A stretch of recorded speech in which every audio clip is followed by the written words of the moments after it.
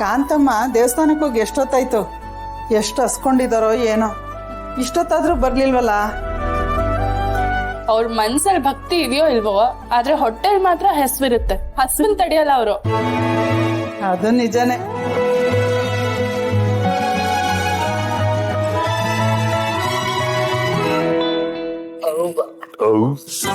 ಏ ಬಾವ, ನಾವು ಹೊಟ್ಟೆ ತುಂಬಾ ತಿನ್ಕೊಂಡ್ ಬಂದಿದೀವಿ ಅಂತ ಮನೆಯವ್ರಿಗೆ ಯಾರಿಗೂ ಗೊತ್ತಾಗ್ಬಾರ್ದು ಹೇಳಿರ್ತೇನೆ. ಇರ್ಬೇಕು. ಸುಮ್ನೆ ಇರ್ತೀನಿ. ಮನಸ್ಸೊಳಗೆ ಏನಿದೆ, ಹೊಟ್ಟೆ ಒಳಗೆ ಏನಿದೆ ಯಾರಿಗೆ ತಾನೇ ಗೊತ್ತಾಗತ್ತೆ ಅಲ್ವಾ? ಹೂ ಬಿತ್ತು ಇಟ್ಕತೀನಿ. ಸುಬ್ರಹ್ಮಣ್ಯ, ಕಾರ್ತಿಕೇಯ, ಬೀಗ್ರೆ ಬೀಗ್ರೆ ವಿಶಾಲವ, ಕಾಂತಮ್ಮ ಬಂದು ಅನ್ಸುತ್ತೆ.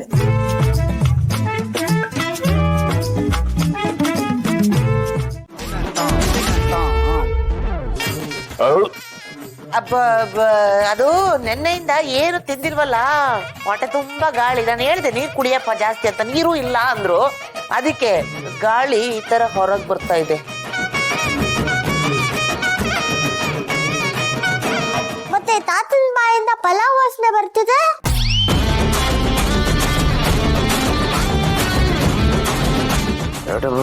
ಪಲಾವ್ ತಿನ್ಕೊಂಡ್ ಬಂದಿದ್ಯಾ? ಈಗ ನೋಡು ತಗ್ಲಕೊಂಡ್ವಿ. ಅತ್ತೆ, ಆಚೆ ಹೋಗಿ ಊಟ ಮಾಡ್ಕೊಂಡ್ ಬಂದ್ರಾ? ಏನೇ ಮಾತಾಡ್ತಿದ್ಯಾ ನೀನು? ಮನೇಲೆಲ್ಲ ಉಪವಾಸ ಇರ್ಬೇಕಾದ್ರೆ ನಾವಿಬ್ರು ಆಚೆ ಹೋಗಿ ಊಟ ಮಾಡ್ಕೊಂಡ್ ಬರ್ತೀವ?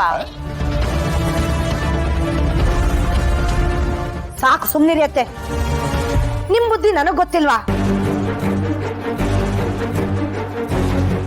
ಅಲ್ಲ ಅತ್ತೆ, ಹೋಗಿದ್ದೀರಾ, ನಮ್ಮನ್ನೆಲ್ಲ ಬಿಟ್ಟಾಕಿ. ಮಗು ಹಸ್ಕೊಂಡಿದೆ, ಅದನ್ನಾದ್ರೂ ಕರ್ಕೊಂಡು ಹೋಗಿ ತಿನ್ಸ್ಕೊಂಡ್ ಬರೋದಲ್ವಾ ಅತ್ತೆ?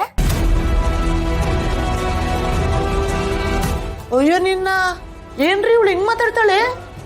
ಅಲ್ಲ ಕಡೆ, ನಾವ್ ಹೆಂಗೆ ಹೋಗಿ ತಿನ್ಕೊಂಡ್ ಬರಕಾಗತ್ತೆ?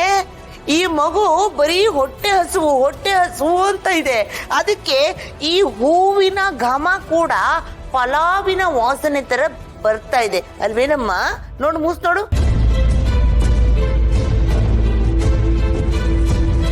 ನೋಡೋ, ನಾವಂತೂ ಪೂಜೆಗೆ ಹೋಗಿರೋದು. ನಂಬಿದ್ರೆ ನಂಬು, ಬಿಟ್ರೆ ಬಿಡು.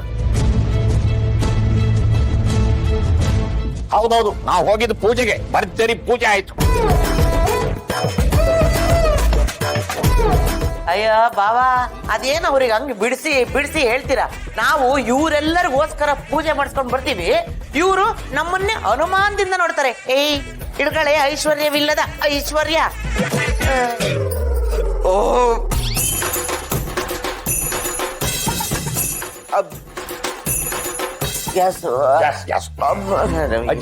ನೀರು ಇಲ್ಲ.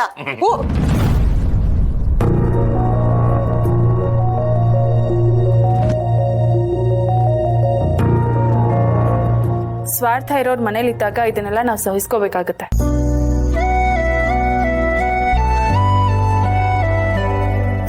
ಊಟ ನಿಂಗೆ ಹಸುವಾಗ್ತಿದೆ ತಾನೆ? ಈಗ ಊಟ ಮಾಡ್ಕೊ, ಆಮೇಲೆ ನಾನು ನಿನಗೆ ರುಚಿಯಾಗಿ ಪಾಯಸ ಮಾಡ್ಕೊಡ್ತೀನಿ. ಓ ಸೂಪರ್, ಹಾಗಾದ್ರೆ ಓಕೆ. ನಂಗೆ ಪಲಾವ್ಗಿಂತ ಪಾಯಸನೇ ಇಷ್ಟ.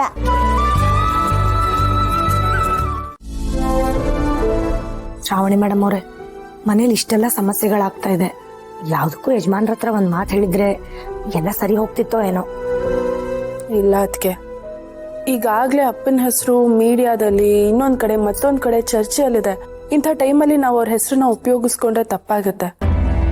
ನೀವೇನು ಚಿಂತೆ ಮಾಡಬೇಡಿ, ಇದನ್ನೆಲ್ಲ ನಾವು ನೋಡ್ಕೋತೀವಿ.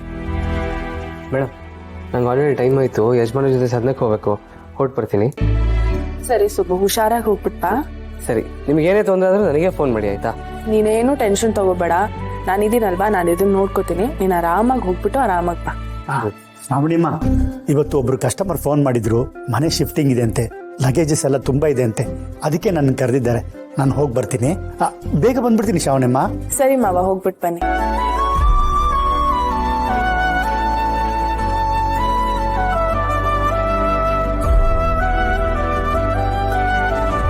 ಲೋ ಮಗನೇ, ಸದನಕ್ಕೆ ಲೇಟ್ ಆಗ್ತದೆ ಕಣೋ, ನಡಿ. ಹೂನಪ್ಪ, ನಡಿ, ಬಂದೆ. ಬರ್ತೀನಿ ಮೇಡಮ್, ಬರ್ತೀನಿ. ನಮ್ ಸುಬ್ಬುಗೆ ಇಷ್ಟೇ ಲೇಟ್ ಆಗಿದ್ರು ನಿಮ್ಮನ್ನ ನೋಡ್ತಾ ನಿಂತ್ಕೊಂಡ್ಬಿಟ್ರೆ ಹೊತ್ತೋಗೋದೇ ಗೊತ್ತಾಗಲ್ಲ ಅನ್ಸುತ್ತೆ. ಧನು ಬಾಮ್ಮ ದೇವಸ್ಥಾನಕ್ಕೆ ಹೋಗಿ ಬರೋಣ. ಇದೇನಮ್ಮ ಇದ್ದಕ್ಕಿದ್ದಾಗೆ ದೇವಸ್ಥಾನಕ್ಕೆ ಹೋಗೋಣ ಅಂತಿದ್ಯಾ? ಆ ಕಾಂತಮ್ಮ ದೇವಸ್ಥಾನಕ್ಕೆ ಹೋಗ್ಬಿಟ್ಟು ಬರ್ತೀನಿ ಅಂತ ಸುಳ್ಳು ಹೇಳ್ಬಿಟ್ಟು ಇನ್ನೊಂದ್ ಕಡೆ ಹೋಗಿದ್ರಲ್ವಾ, ಮನೆಗೇನು ಕೆಟ್ಟದಾಗದೆ ಇರ್ಲಿ ಅಂತ ನಾವಾರು ದೇವಸ್ಥಾನಕ್ಕೆ ಹೋಗಿ ದರ್ಶನ ಮಾಡ್ಕೊಂಡ್ ಬರೋಣ, ಅದರಿಂದ ಒಳ್ಳೇದಾಗುತ್ತೆ. ಸರಿ ಕಣಮ್ಮ. ಶ್ರಾವಣಿಮ್ಮ ನೀವು ಬನ್ನಿ. ಪರವಾಗಿಲ್ಲ ಅತ್ತೆ, ನನಗೆ ಅಡುಗೆ ಕೆಲಸಗಳಿದೆ, ನೀವು ಹೋಗ್ಬಿಟ್ಟು ಬನ್ನಿ. ಪರವಾಗಿಲ್ಲ, ದೇವಸ್ಥಾನಕ್ಕೆ ಹೋಗಿ ಬಂದು ಎಲ್ಲರೂ ಸೇರಿ ಅಡ್ಗೆ ಮಾಡೋಣ ಬನ್ನಿ. ನೀವು ಹೋಗಿ ಬನ್ನಿ, ನೀವು ಹೋಗಿ ದೇವ್ರ ಹತ್ರ ಕೇಳ್ಕೊಂಡ್ರೆ ಸಾಕು. ನೀವು ಕೇಳ್ಕೊಳ್ಳೋದು ನಮ್ಮ ಬಗ್ಗೆನೆ ಅಂತ ನನಗೆ ಗೊತ್ತು. ಸರಿ ಶ್ರಾವಣಿಮ್ಮ. ಧನು ಬಾಮ್ಮ ಬೇಗ ಹೋಗ್ಬಿಟ್ಟು ಬರೋಣ, ಲೇಟ್ ಆಗಿಬಿಡುತ್ತೆ ಇಲ್ಲ ಅಂದ್ರೆ.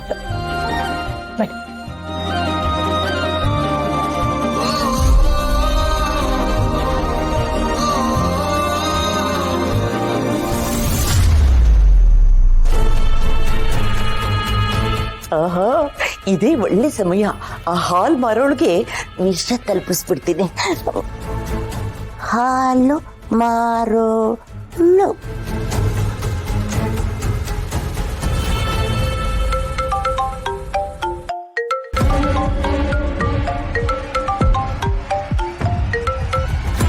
ಹೇಳು ಕಾಂತಮ್ಮ. ಮೇಡಮ್ ಅವರೇ,